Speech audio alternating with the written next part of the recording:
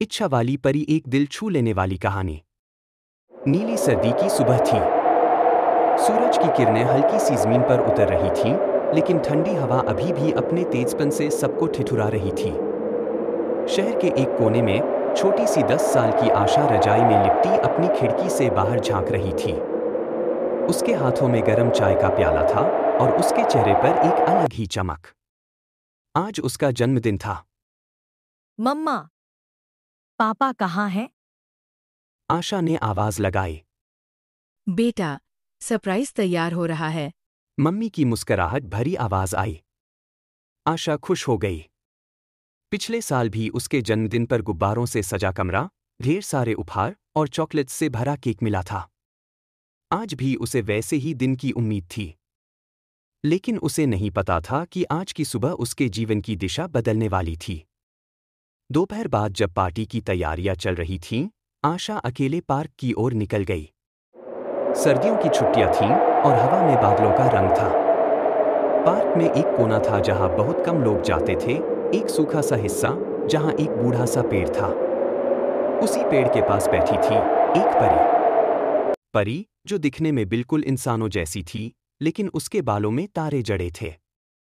उसकी आंखों में सुकून था और उसकी उपस्थिति में एक अलग सी रोशनी। आशा ठिठक गई। तुम कौन हो? उसने धीरे से पूछा। मैं एक इच्छा पूरी करने वाली परी हूँ। उसने मुस्कुराकर कहा। केवल एक? आशा ने मायूस होकर पूछा। परी हंसी।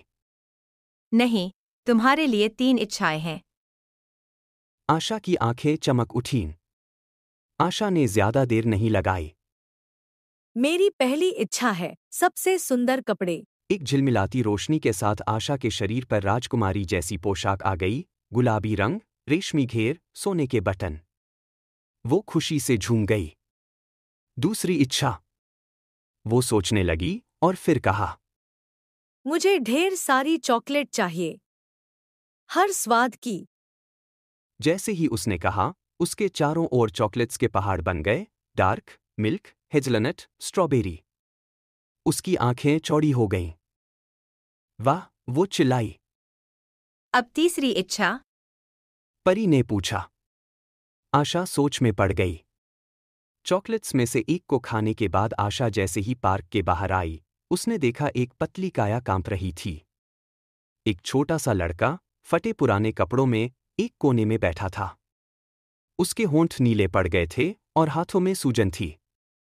उसके पास कोई नहीं था, कोई रजाई नहीं, कोई गरम खाना नहीं। वो बस दूर से आशा को देख रहा था। उसकी पोशाक, उसका गरम स्वेटर और उसके पास पड़ी चॉकलेट्स को। आशा एक पल को ठिठक गई। उसके भीतर कुछ बदलने लगा। उसने अपनी चॉकलेट्स को देखा। ये सब मेरा है। मेरा जन्मदिन है। वो बुदबुदाई। लेकिन तभी उसे लड़के की आंखों में झांकने का मौका मिला। वो आंखें जो न तो मांग रही थीं, न ही ईर्ष्या कर रही थीं, बस देख रही थीं, उम्मीद के साथ। क्या मुझे अपनी खुशी किसी और को देनी चाहिए? आशा ने खुद से पूछा। वो परी के पास लौटी। क्या मैं तीसरी इच्छा में इस बच्चे के लिए कुछ मांग सकती हूँ? उसने धीमे से पूछा। परी ने मुस्कुराकर कहा। इच्छा तुम्हारी है, मगर सोच लो, यह तुम्हारे जीवन की आखिरी इच्छा है। आशा की आंखों से एक आंसू टपक पड़ा। उसने गहरी सांस ली और कहा। परी, मेरी तीसरी इच्छा है, ये बच्चा हमेशा खुश रहे। इसके पास वो सब हो जो इसे जरूरत है, खाना, कपड़े, प्यार और एक परिवार। बिट्टू। वो चिल्लाई। लड़का अपनी मां से लिपट गया। मां ने बताया। मैं तुझे ढूंढ रही थी। पुलिस ने बता दिया था कि तू इस पार्क के पास देखा गया था।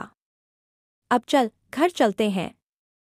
आशा की आंखें भी भर आईं, पर यह खुशी के आंसू थे। परी धीरे से मुस्कुराई और बोली। आशा, तुम्हारी पहली 2 इच्छाएं तुम्हारे लिए थीं। मगर तीसरी इच्छा तुम्हारे दिल से आई।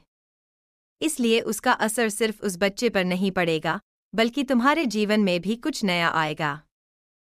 क्या मैं अब कुछ नहीं मांग सकती? आशा ने मासूमियत से पूछा। कभी कभी जो तुम बिना मांगे कर देते हो वही सबसे बड़ी इच्छा होती है और उसका फल सबसे गहरा होता है। परी हवा में गायब हो गई। 1 साल बीत गया। इस बार जब आशा का जन्मदिन आया, उसके घर पर सिर्फ उपहार नहीं थे, कुछ और भी था। वही बच्चा अब साफ कपड़ों में, अच्छा पढ़ता हुआ, आशा का दोस्त बन चुका था।